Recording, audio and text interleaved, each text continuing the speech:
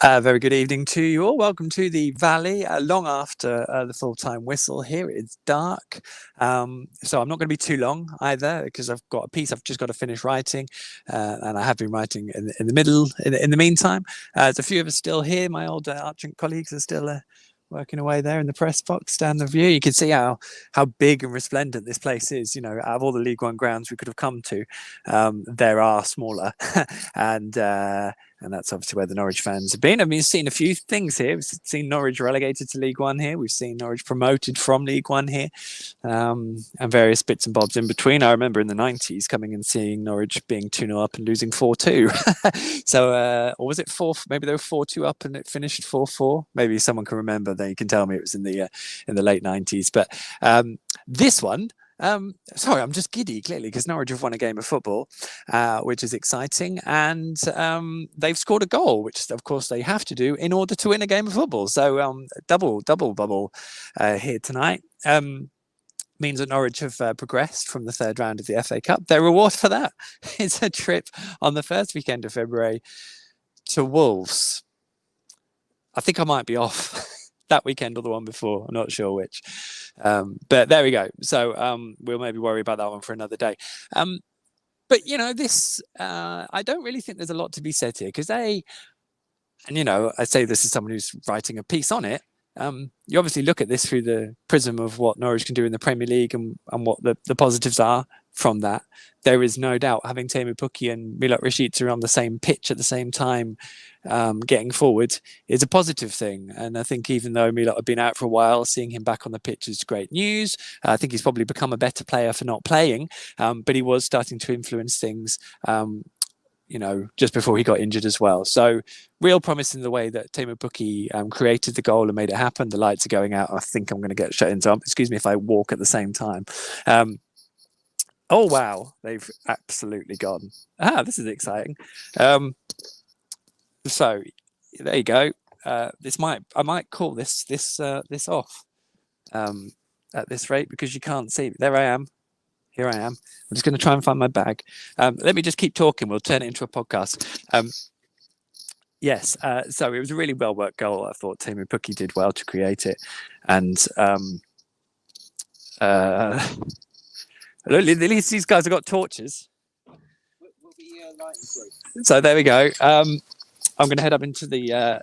Well, let's just do it like this. Yeah. So what was I saying? Yeah. So it's nice little ball from Kenny McLean, who put Teemu Pukki through in behind. I thought his first couple of touches were brilliant to get him into the right position, then to create a goal scoring opportunity. Which he then managed to do. That's better. But, which he then managed to do in terms of squaring the ball back for Milot, who had kept up with him in terms of open play, and then basically had an open goal and finished well. So lots of positives from just that moment, albeit against League One opposition and in that League One scenario. I'm sure this is great viewing, by the way. So there we go. I don't know if there's really much more I can say because we had a full 90 minutes from Grant Hanley. Good news. I recall a moment in the second half where it was great penalty box defending from Ozan Kabak to both win the ball and clear it. Sam Byram got through another 60, 70 minutes. Max Aarons came on for him, so that's really good news in terms of another player coming back.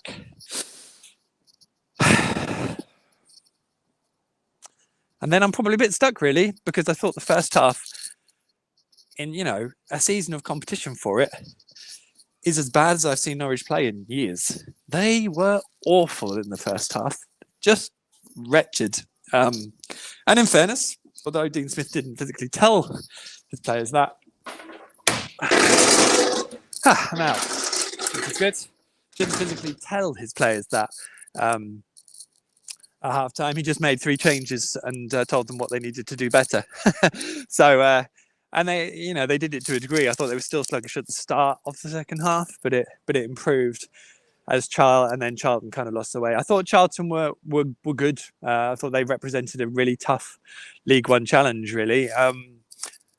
But you could always see that Norwich were technically superior. You could also see just how limited they were in terms of their belief and their attitude and just the tempo rather than the physical conditioning and abilities. And yeah, I have to say that in that first half, I'm yet to see anything in Jakob Sorensen that makes me think that those doubts over his pace and physicality as a holding midfielder are not there. I prefer him as a centre back, and I probably prefer him as a three, in sort of on the right of a three. I just think he's better there than in holding midfield. I think he just gets run around a bit as a holding midfielder. Pierre Lees-Melou seems to be in the middle of something that should be useful, but just isn't quite. I still think there are issues with, Ozan Kabak seems to just sort of do things himself rather than, there's just not a cohesiveness when he's on the pitch, and that first half was a major worry, and it's hard to breeze over it. But there are at least some positives that Norwich can take, and hopefully now they can utilise that, get on with it, and let's have a look at what it does in the Premier League when we go to West Ham on Wednesday. The only other things to mention, Billy Gilmore, this isn't funny, Billy Gilmore picked up an injury in training. He would have played today, but I think that was on Friday. He maybe picked that up, and that's going to be scanned. Got a big kick, so they're obviously a little bit worried about it because they're scanning it. So he might not make the coming games, which would be a shame, because for all the furore around Billy Gilmore, I think Norwich would still miss him. It's about the other players stepping up as well as Billy being better. And Todd Cantwell wasn't in the 20 at all.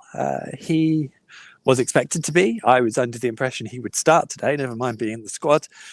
He pulled out with an illness.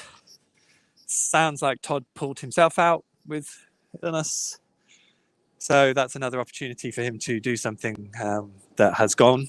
And obviously the speculation about Newcastle is around. There does seem to be a genuine interest from Newcastle in Todd's abilities. I think Norwich would sell him for 15 million quid in a heartbeat. And I don't think that sort of money would be of a particular trouble to Newcastle. And maybe if West Ham or someone like that think, but I don't know if there's any, still no one's really picked up the phone to make it happen. So, it's not a great situation, that one, is it? So there we go. I'm going to sign off because I'm walking down the street in London with my phone out, doing this. And it's probably not ideal. But at least Norwich have booked that trip to Wolves, eh?